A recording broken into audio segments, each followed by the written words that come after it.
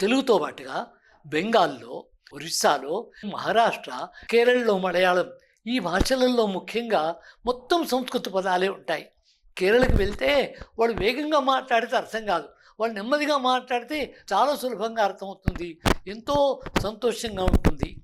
ఎట్లా అంటే వాళ్ళ భాషలో కూడా జ్ఞాన్ అంటే నేను, లేకపోతే వడాం నేను వస్తున్నా, పోటే పోతున్నా, ఇంగడే వా ఇటురా, అంగడే పో అటు పో, ఇవిడే ఇక్కడ, అవిడే అక్కడ, ఇవన్నీ కూడా సులభంగా అర్థమవుతుండేవి. ఆ రకంగా ప్రపంచం మొత్తంలోనే ఒక రకంగా మౌలికమైనటువంటి గొప్ప ప్రముఖ భాష ఏంటంటే సంస్కృతం.